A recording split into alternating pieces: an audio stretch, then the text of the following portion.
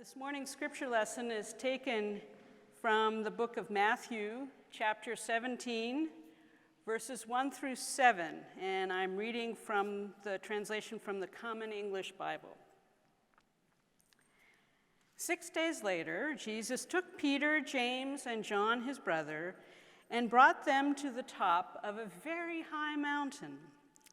He was transformed in front of them. His face shone like the sun, and his clothes became as white as light. Moses and Elijah appeared to them, talking with Jesus.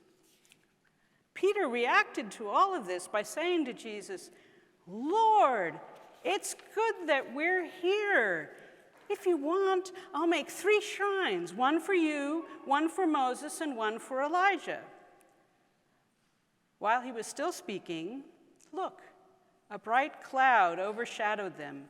A voice from the cloud said, "This is my son, whom I dearly love. I am very pleased with him. Listen to him." Hearing this, the disciples fell on their faces, filled with awe. But Jesus came and touched them. "Get up," he said. "Do not be afraid." So ends the living word. Thanks be to God. Dear friends, this pericope from Gospel of Matthew, everyone can recognize that this is a unique gospel story. We will avoid today any moralizing, like, picking up on those 2 disciples or 3 disciples trying to build shrines there. Rather, we'll listen what it reveals to us about God and about Jesus. And we will do it in 3 sequential chronological steps, starting with ancient theology, which I would describe as typology. Next, we will listen to modern theology and the insights from the form criticism. And finally, we will allow postmodern theology to modulate our experience, our feelings of the immanent divine presence. So, starting with that ancient theology. Transfiguration story is a perfect example of it. It follows step by step the covenant of Moses from Exodus 24, typologically. Let me unpack that for you. Of course, there is a mountain. Here we are on a mountain also. Of course, there is a selected group who climbed together with Moses on the mountain. Third thing is, even peculiar reference to the 6th day is there. If you read the commentaries for the gospel, they are asking all, 6 days after what? We have it there. That 6th day is mentioned in Exodus, so it makes appearance here as well.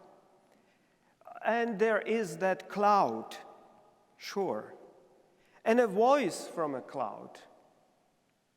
And the awe and trembling of witnesses. And finally, even not in exact sequence, not in Exodus 24, but within the same context, we hear about shining face and skin of Moses, so that he needs to veil his face. You probably remember, or some of you might know that passage. That is a marvelous example of ancient typology. It is beyond coincidence here. Transfiguration story was intentionally told and written this way. Jesus is the new and higher, the ultimate Moses, liberator and covenant giver. Both Moses and Elijah come to talk to Jesus. Moses there represents the law, Torah, and Elijah represents the prophets, Nevi'im, both main parts of the Hebrew Bible. Both figures and both parts of the Hebrew Bible, therefore, are pointing towards Jesus. And if there was still any doubt about this understanding, there came that voice from heaven. It is called bat kol among our Hebrew friends. Daughter of voice, that is that respectful Jewish way to name divine voice so that they don't need to say that it is a voice of God. You know, that they are this kind of very respectful, not even naming God. So they call it bat kol, daughter of voice. But everyone knows this is the voice from heaven. This is God's voice. We should listen to Jesus first. That is the ancient typology.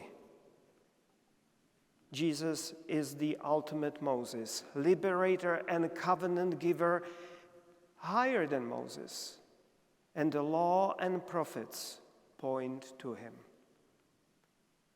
Now let us jump across centuries and millennia to modern theology.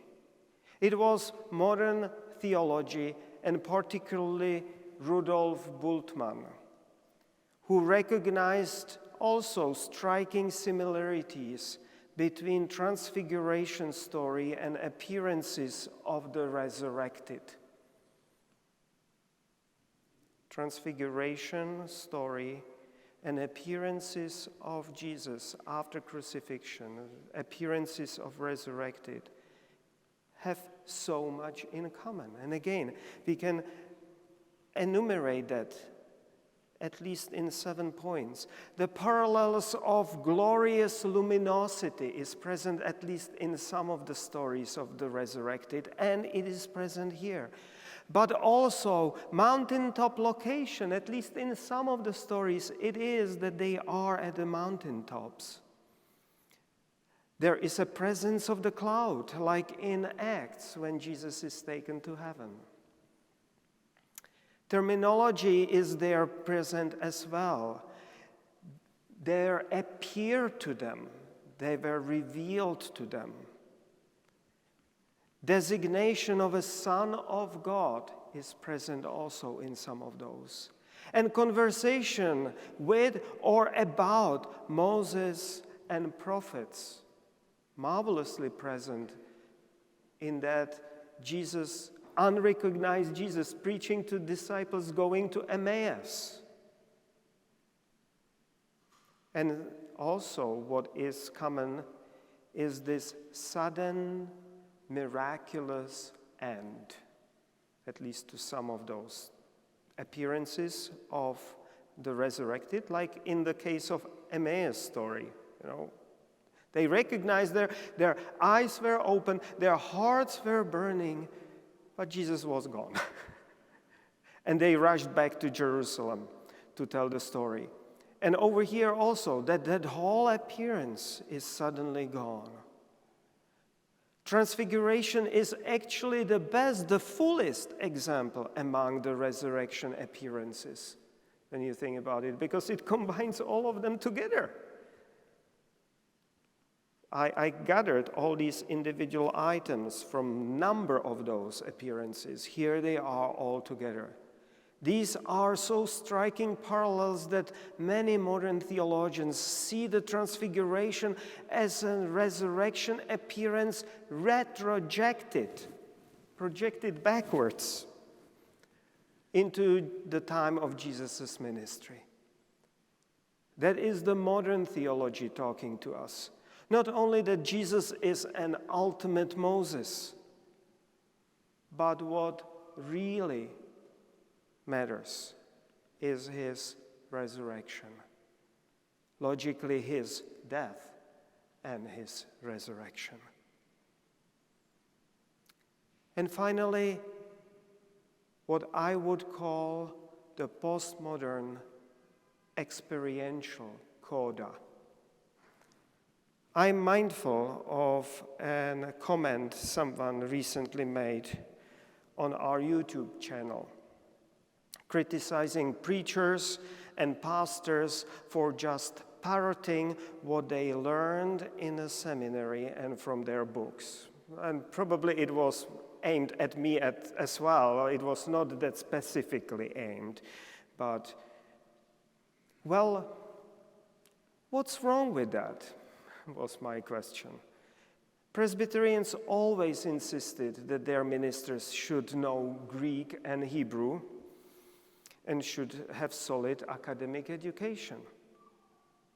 And, for instance, when I have my house built, I want it to be built solidly and by those who know how to build it.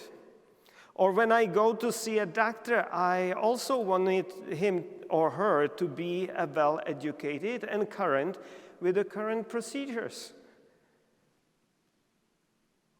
But I also, and here I recognize that, but I also want him or her to have a heart and an empathy.